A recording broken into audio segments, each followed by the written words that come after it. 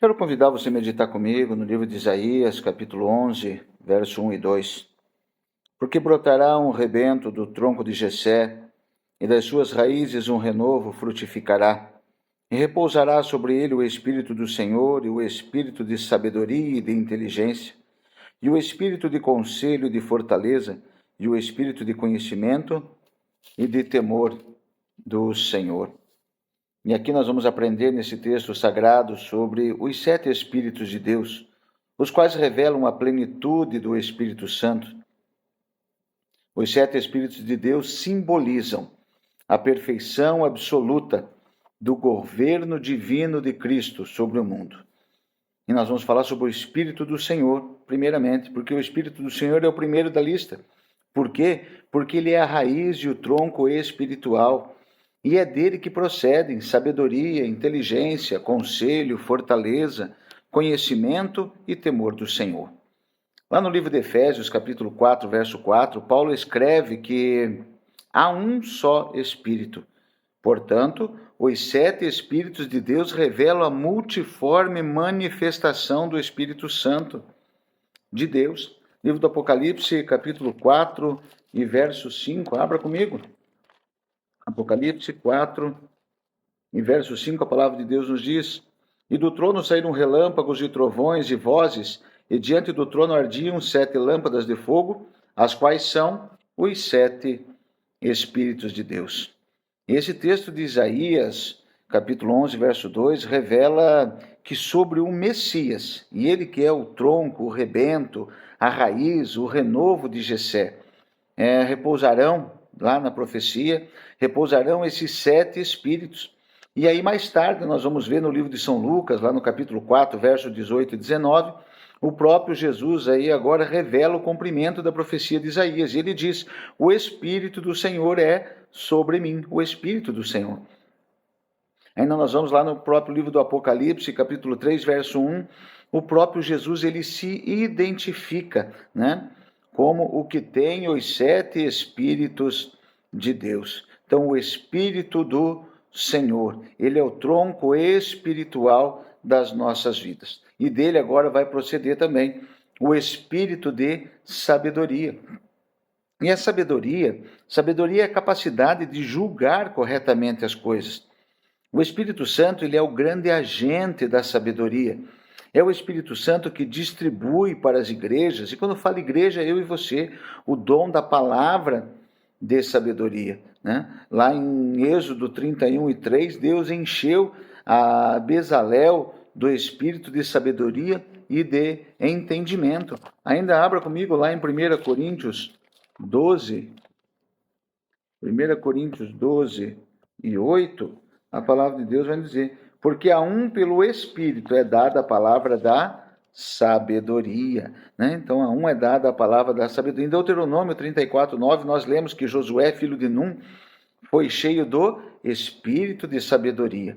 Lá ainda em Efésios, capítulo 1, verso 8, anote aí, depois você dá uma lidinha, Paulo afirma que ele tornou abundante para conosco em toda sabedoria. Então, nós temos aqui em nossas vidas também o Espírito de sabedoria, que vem de quem? Procede do Senhor, que é um dos Espíritos de Deus sobre a nossa vida. E a palavra de Deus diz que quer pedir uma coisa boa, peça sabedoria, é de graça, é dom de Deus para as nossas vidas. Sabedoria e também o dom, o Espírito do entendimento. O entendimento é a capacidade intelectual de compreender perfeitamente as coisas. O Espírito Santo é o grande agente do entendimento e do discernimento de todas as coisas. Lá no livro de Daniel 2 e 21, Daniel escreve que Deus é o que dá sabedoria aos sábios e ciência aos inteligentes. Ainda Daniel, lá no capítulo 5, de 11 a 14, vai nos contar que até os pagãos, aquele povo que não conhecia Deus, mas eles reconheciam que Deus possuía uma capacidade divina. Daniel possuía uma capacidade divina, sobrenatural, para entender, para decifrar, desvendar, interpretar até os enigmas mais difíceis que poderiam existir. Paulo afirma para nós, lá em Colossenses capítulo 1, verso 9, que devemos ser cheios do conhecimento da sua vontade, com toda a sabedoria e inteligência espiritual, né? Para poder compreender as coisas, para poder decifrar, entender, ter entendimento das situações. Muitas das vezes passamos por situações na vida e não sabemos o que fazer porque não temos o entendimento de Deus nas nossas vidas, né? E aonde que é que nós vamos buscar isso? Né? Buscar no Senhor, no Espírito Santo, que é o Espírito que nos dá todas esse entendimento, e Ele também nos dá o conselho, porque o Espírito de conselho, o conselho é o parecer correto e perfeito sobre o que se deve fazer, e o Espírito Santo é o grande conselheiro. Lá no livro de Jó, capítulo 12, verso 13, a palavra de Deus afirma que com Ele está a sabedoria e a força, conselho e entendimento tem. É Ele que vai nos aconselhar, nos direcionar, vai iluminar o nosso caminho. Quando o salmista fala que lâmpada para os meus pés é a tua palavra e luz para os meus caminhos, porque quando eu preciso de alguma coisa, onde é que eu vou buscar o conselho? Eu vou buscar o conselho em Deus. Não adianta eu buscar o conselho, muitas das vezes, aqui em homens na terra, porque eles não entendem.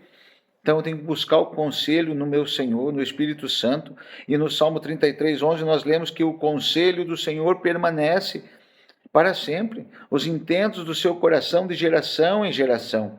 Ainda o profeta Isaías escreve para nós lá no livro de Isaías, capítulo 28 a 29, que Deus é maravilhoso em conselho. Deus é conselho, né? Então nós temos aí agora sabedoria, o entendimento, o conselho, mas nós temos que ter o espírito de fortaleza, porque a fortaleza é um lugar de segurança máxima e de proteção, e o Espírito Santo é que é o agente da fortaleza e do poder, né? E aonde é que ele mora? Onde é que o Espírito Santo mora? Onde é que é a casa dele? A casa dele não é dentro de mim e de você, então onde é que está a fortaleza? Muitas das vezes que nós não encontramos mais força, e nós dizemos, não tenho mais força nenhuma, o Espírito do Senhor está dentro de nós, o Espírito Santo de Deus é a nossa fortaleza. Lá em Naum, capítulo 1, verso 7, ele escreve que o Senhor é bom, uma fortaleza no dia da angústia, e conhece os que confiam nele, o Senhor sabe, e se você confia nele, fique tranquilo, porque ele está contigo e ele vai te ajudar.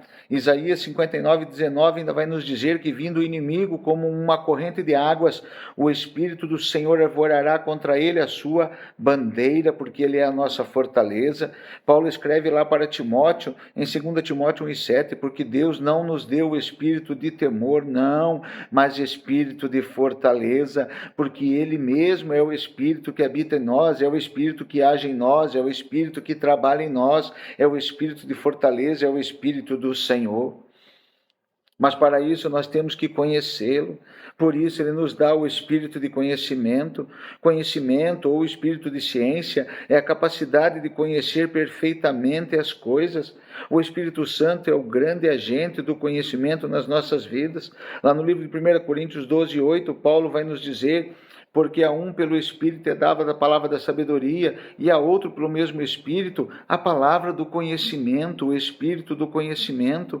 Paulo ainda vai dizer aos Colossenses, lá no capítulo 1 e verso 10, que devemos frutificar em toda boa obra e crescer no conhecimento de Deus. E em 1 João 2,20, João escreve: vós tendes a unção do Santo e sabeis tudo. E vós sabeis tudo, por quê? Porque tendes o Espírito do conhecimento. Deus chegou a dizer que o povo não estava sendo destruído por falta de poder, por falta de unção, por falta de graça, não, mas por falta de conhecimento. Se nós precisamos ter uma coisa hoje, é crescer na graça, sim, crescer na graça, mas crescer no conhecimento também, conhecimento da verdade. João 8,32, e conhecereis a verdade vos libertará. O espírito do conhecimento, porque a partir do momento que tivermos conhecimento, passaremos a ter o temor do Senhor, e que o Espírito do Senhor esteja sobre as nossas vidas, porque o temor do Senhor é sinônimo de reverência ao Senhor, é apartar-se do mal, e é também o princípio da verdadeira sabedoria e inteligência. Lá em 1 Coríntios 7:1, a palavra de Deus vai nos dizer, Paulo escreve, que sendo detentores das gloriosas promessas divinas, devemos aperfeiçoar a santificação no temor do Senhor. O espírito do temor do Senhor trabalha gerando o temor do Senhor em nosso coração. Lá em Hebreus 12:28 ainda vamos ler: tendo recebido um reino que não pode ser abalado, retenhamos a graça pela qual servamos a Deus agradavelmente, com reverência e piedade, o temor do Senhor será o